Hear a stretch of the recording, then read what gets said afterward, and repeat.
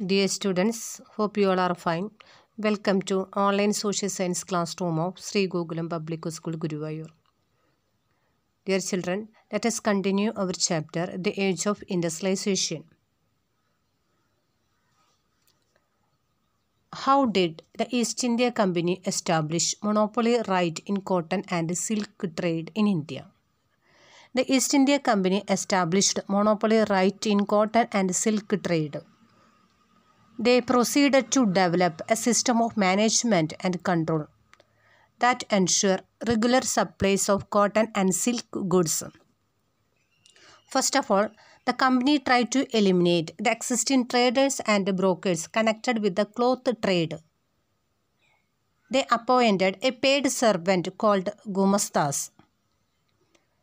These Gumastas supervised weavers, collected supplies, and examined the quality of cloth.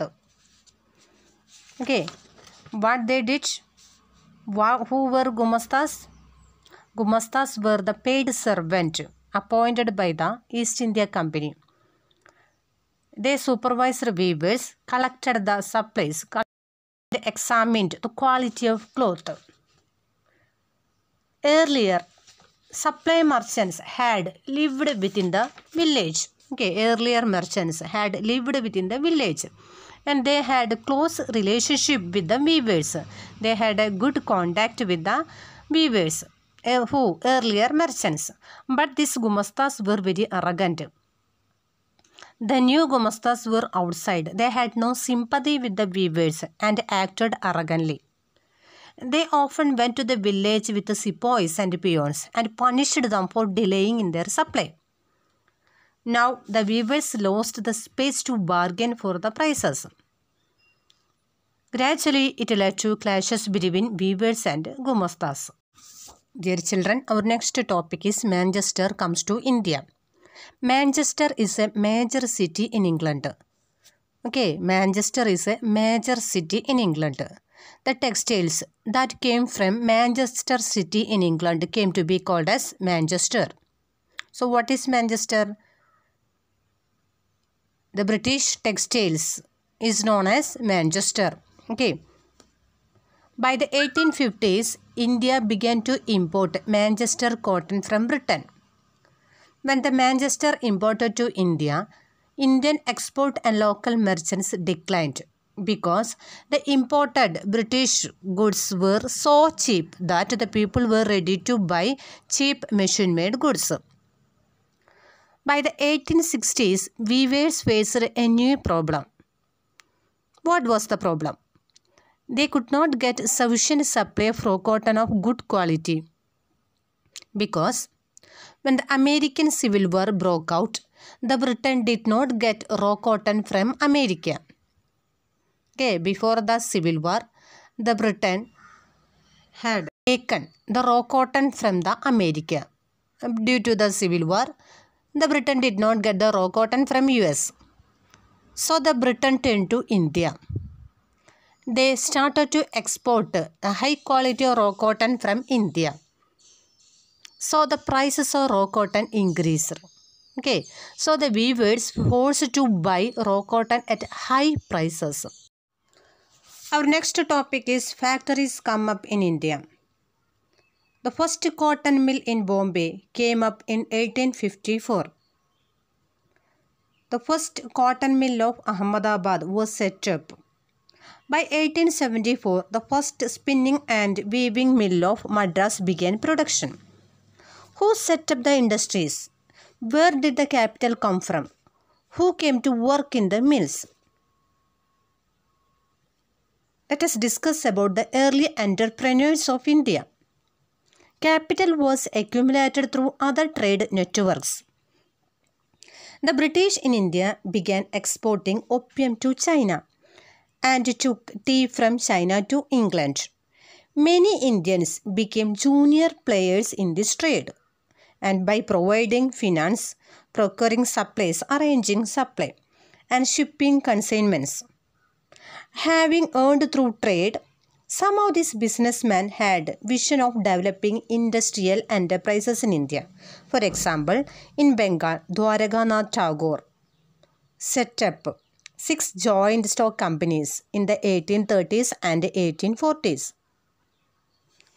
Till the First World War, the European managing agencies controlled a large sector of Indian industries.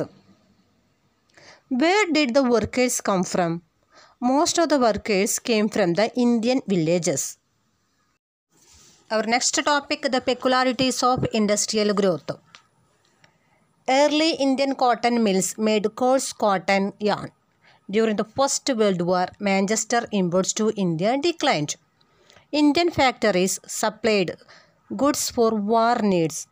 Example, jute bags, cloth for army uniform, tents and leather boots, horse and mule saddles, and a host of other items. New factories were set up and old ones ran multiple shifts.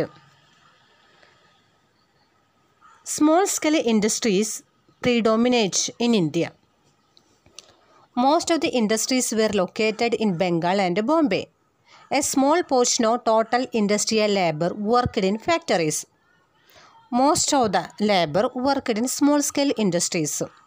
Okay, during that time, a small portion of total industrial labor worked in the big factories.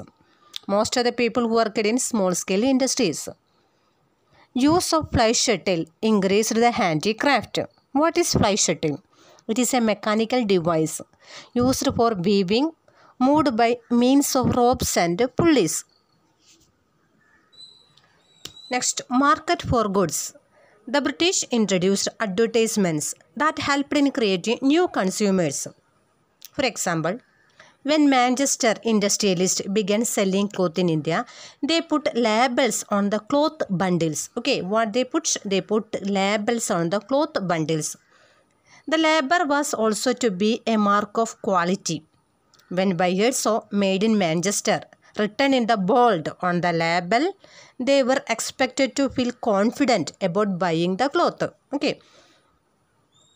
Another example, printing calendars. Printing calendars were used even by the people who could not read. They were hung in the tea shops and in poor people's homes, just as much as in offices and in the middle class houses. Dear students, in what way the British introduced new consumers in India? They introduced labels on the cloth bundles. Okay. Dear students, I would like to conclude this session. Clearly, the age of industries has meant major technological changes, growth of factories, and the making of new industrial labor force. However, hand technology and small-scale production remained an important part of the industrial landscape. Okay. URL related to this topic is attached. Test questions are also attached. Bye, children.